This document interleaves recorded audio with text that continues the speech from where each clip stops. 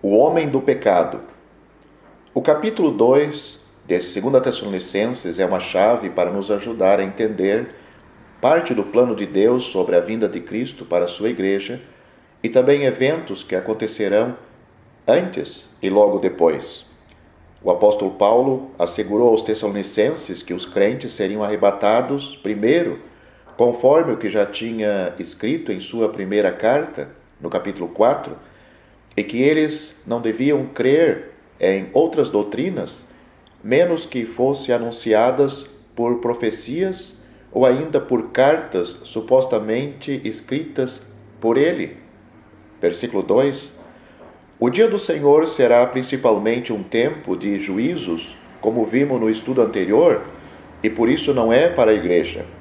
O apóstolo procura lembrá-los de nossa reunião com ele, com Cristo, no versículo 1. Os tessalonicenses não deviam desviar-se pelos maus ensinamentos, pensando que já havia começado o dia do Senhor, apesar de que algumas manifestações características já estarão em evidência antes do arrebatamento e o começo daquele dia. A manifestação do homem do pecado acontecerá durante os 7 anos de tribulação, mas antes haverá a apostasia, versículo 3. A apostasia é rebelião contra Deus. Podemos perceber algo da apostasia hoje? Foi profetizado em 2 Timóteo capítulo 3, versículos 1 a 5, e é evidente na igreja de Laodiceia, que tipifica a igreja nos últimos dias, Apocalipse capítulo 3, versículos 15 e 16, mas será pior naquele tempo quando haverá uma rebelião mundial total contra Deus. O movimento religioso ecumênico que vemos no mundo hoje continuará depois do arrebatamento, porque apresenta a igreja falsa e será composta dos falsos crentes que ficam. Seu juízo está profetizado em Apocalipse, capítulos 17 a 18, quando Babilônia, a grande, a mãe das meretrizes, será destruída para sempre. Alguns dizem que é uma determinada religião, mas, apesar de haver uma descrição bem específica quanto à sede dessa organização, as 7 cabeças são 7 montes sobre os quais se senta a mulher. Apocalipse capítulo 17, versículo 9, será na realidade a união ecumênica de todas as falsas religiões do mundo. A influência dos verdadeiros crentes nascidos de novo pelo Espírito de Deus, depois do arrebatamento, será tirada da terra. O sal da terra e a luz do mundo, conforme Mateus capítulo 5, versículos 13 e 14, desaparecerá e o homem do pecado não terá obstáculos para se manifestar, versículo 3. Devemos entender que o homem do pecado não é um homem simbólico, nem um sistema, nem uma organização, nenhuma condição. Será um homem de carne e osso. É chamado também de o homem da perdição, versículo 3, ou o homem condenado à destruição, os mesmos nomes dados a Judas.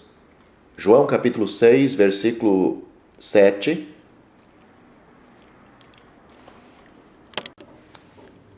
É chamado também de homem da perdição, versículo 3, ou homem condenado à destruição, os mesmos nomes dados a Judas, em João capítulo 6, versículo 70, capítulo 13, versículo 27, capítulo 17, versículo 12.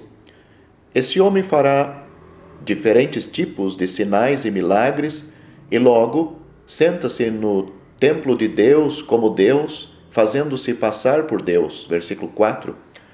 Quando o fizer, será o ato supremo da apostasia e o cumprimento da profecia de Daniel, confirmada pelo próprio Senhor Jesus, a abominação desoladora, Daniel capítulo 12, versículo 11, Mateus capítulo 24, versículo 15.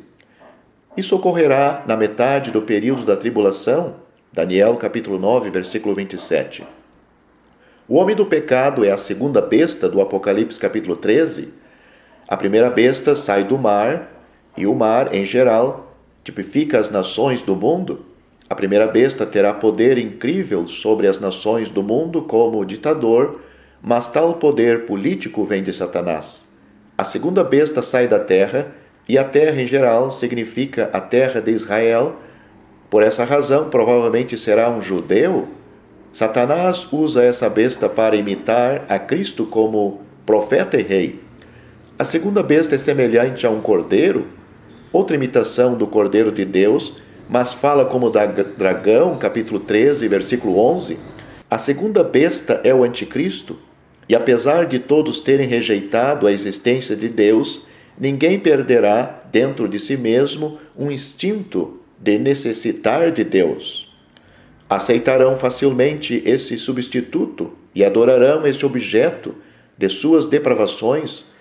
Todos ficarão maravilhados de seu poder e dos milagres que fará, e logo ele se proclamará a si mesmo como Deus e se sentará no templo em Jerusalém para ser adorado.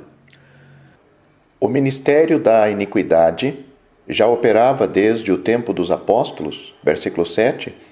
Em outras palavras, o espírito do anticristo já estava trabalhando e continua até o presente.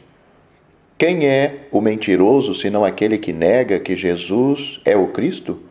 Este é o anticristo, o que nega o Pai e ao Filho.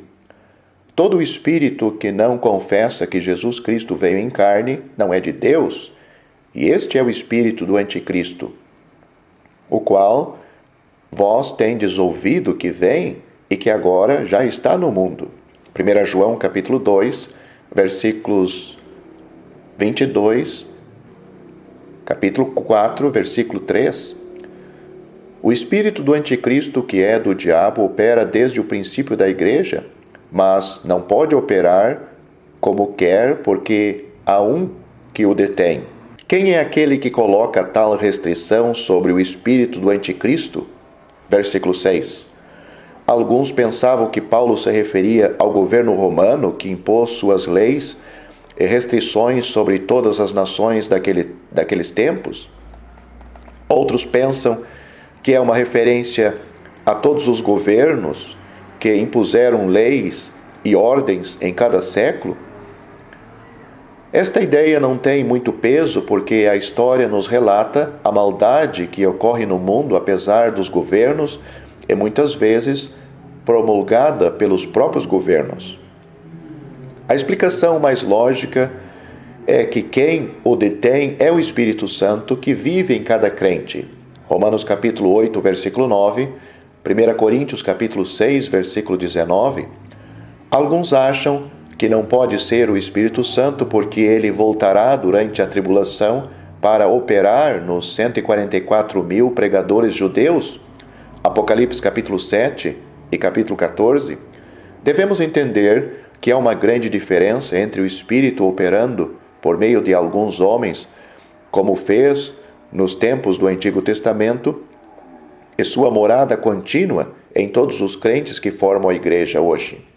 Embora a igreja esteja em ruínas e débil hoje em dia, é ainda uma força que Satanás não pode conquistar. O crente mais fraco tem poder para resistir Satanás, que fugirá, conforme Tiago capítulo 4, versículo 7.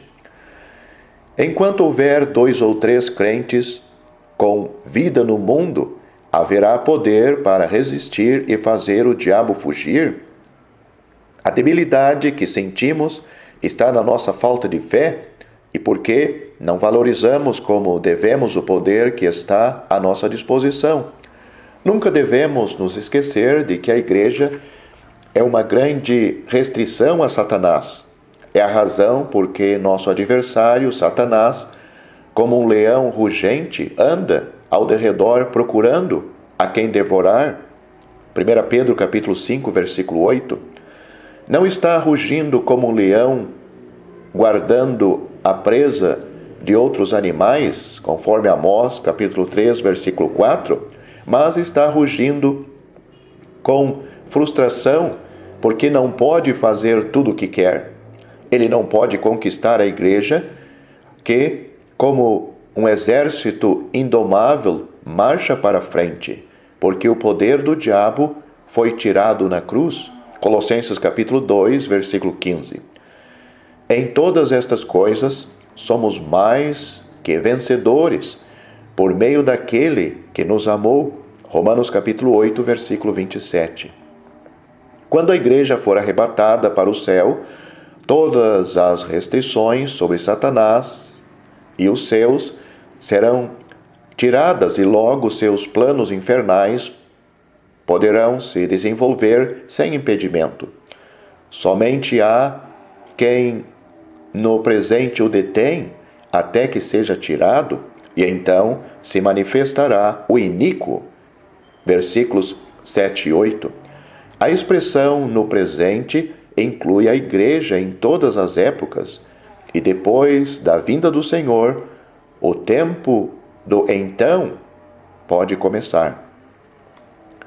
Os agentes de Satanás terão poder por um tempo para controlar o mundo como querem, mas o fim deles está profetizado.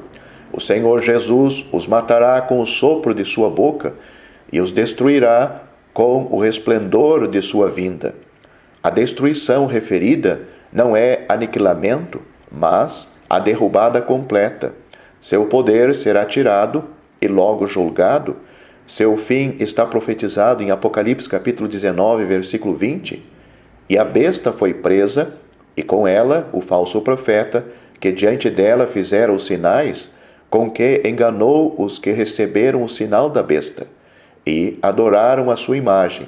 Estes dois foram lançados vivos no ardente lago de fogo de enxofre. É triste pensar que, apesar da pregação do Evangelho no mundo, há muitas pessoas que ou rejeitam a mensagem ou não levam a sério. A incredulidade leva-os à eternidade sem Cristo e sem esperança da salvação. Cada pessoa que rejeita a Cristo terá que comparecer perante o trono branco para ser julgado, imediatamente lançado ao lago de fogo com Satanás e seus seguidores. Apocalipse capítulo 20, versículos 11 a 15. Sabendo isso, nós, os crentes, devemos ter um afã e um amor pelos perdidos e devemos sentir a urgência da proclamação do Evangelho. Paulo disse: conhecendo, pois, o temor do Senhor, persuadimos aos homens. 2 Coríntios capítulo 5, versículo 11. Sabendo que o juízo vem e o fim das coisas se aproxima, devemos também sentir a necessidade de viver de uma forma digna do Senhor e, ao mesmo tempo, aproveitar bem o tempo, porque os dias são maus. Efésios capítulo 5, versículo 16. A vinda do Senhor deve encher nossos corações de gozo, paz e esperança, mas também deve influir no propósito de nossas vidas. Mas o dia do Senhor virá como ladrão de noite, no qual os céus passarão com grande estrondo, e os elementos ardendo se desfarão, e a terra e as obras que nela há se queimarão. Havendo, pois, de perecer todas estas coisas, que pessoas nos convém ser em santo trato e piedade? 2 Pedro, capítulo 3, versículos 10 e 11.